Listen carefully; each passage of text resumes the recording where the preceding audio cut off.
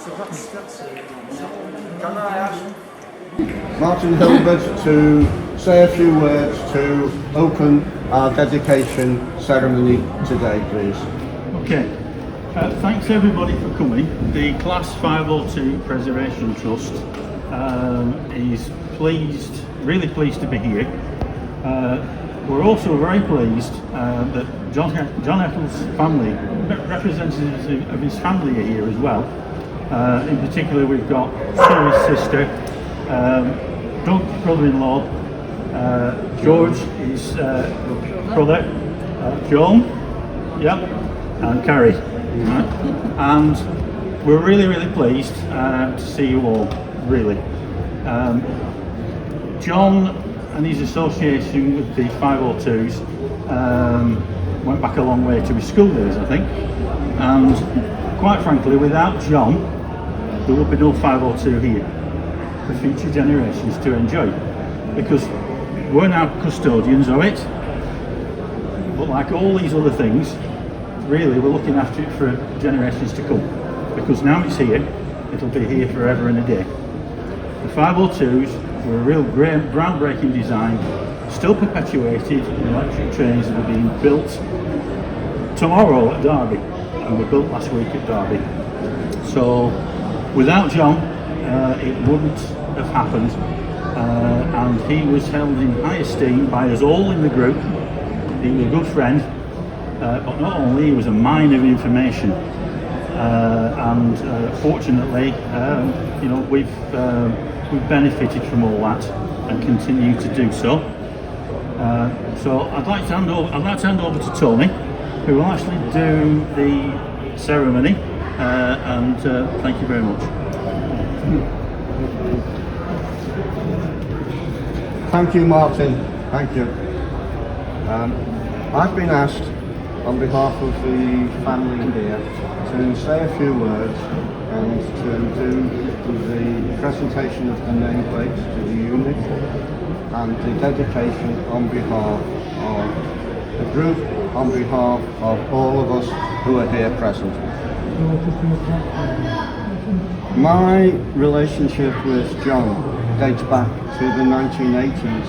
Literally, we're talking over 40 years from Steamport days. John and I were quite close then, and we remained close over the years after John retired from Steamport.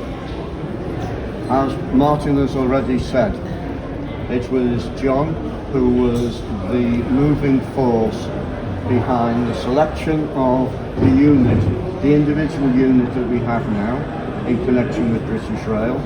He was responsible for all the comings and goings between British Rail, the National Railway Museum, who at this point had inherited the National Collection. British Rail, for the reasons Martin has indicated that the unit, one of the units, would be saved as part of the National Collection. John organised everything. The unit came out of service.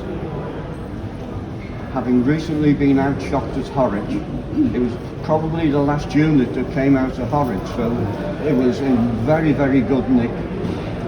But that was the British Rail influence, John.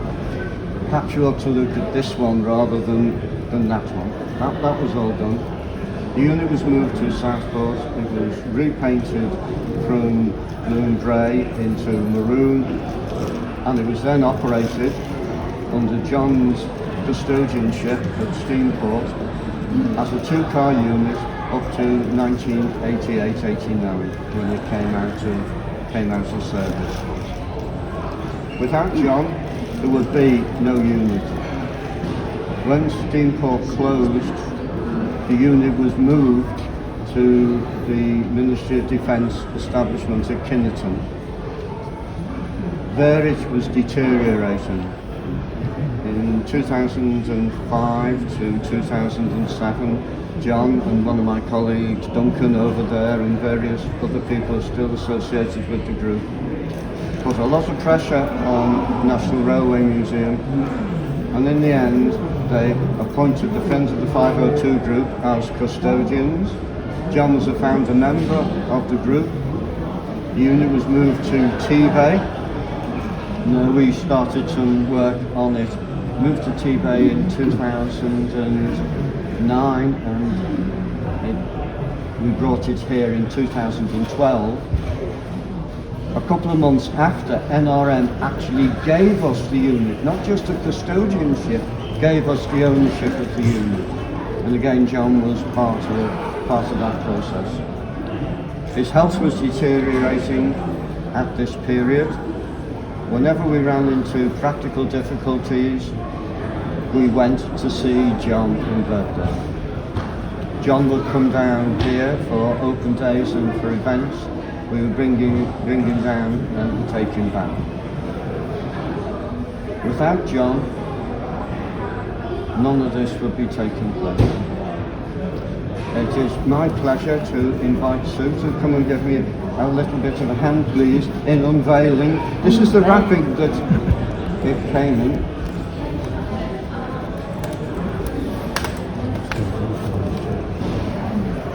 And it's upside down. Oh, that's okay. That's okay. This is one of a pair of cast aluminium nameplates. They were cast for us in West Yorkshire by Procast, who do all the ones for the Pendolinos. This is the style of lettering and the style of nameplate that goes on modern electric mainline units. We're not going for plastic imitation replicas. That was not in the spirit and the ethos of the 502, and it would certainly not have been in John's ethos. And it is therefore with great pleasure on behalf of Sue, Doug, Joan, George and Harry that we dedicate these nameplates in honour and memory, perpetual memory of our beloved friend John Eccles.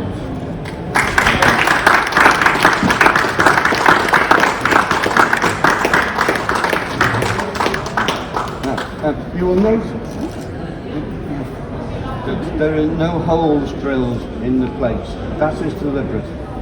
That is because when we mount the plates, we will drill the holes then. But we need to drill through where we're putting it into, so that we're going through into a member behind the skin, behind the weatherproofing skin. These are quite heavy and they're going to be bolted on forever and a day. Well, reasonably forever and a day. And that can only be done when we have finished the restoration of the driving coach. We thought about putting them on the trailer, but we decided, no, the trailer follows the main unit. John is not following, John is leading, which is why they're going on to the motor coach, and which is why we're not actually having them already bolted on and pulling a curtain off and naming and showing them today. That would not have been right. We don't think that we should be delaying things until that point in time arrives in a couple of years' time. Now is the time to do it. Now is when John's memory is still fresh and alive, and these nameplates help keep John's memory fresh and alive over the years to come. Now, these are available now for posing with various members of the family, however you want to do them. We've got the other nameplate is over by the bus. It is turned round because this is the one we've unveiled. We can now turn the other one round. Right. Yes, that's perfect.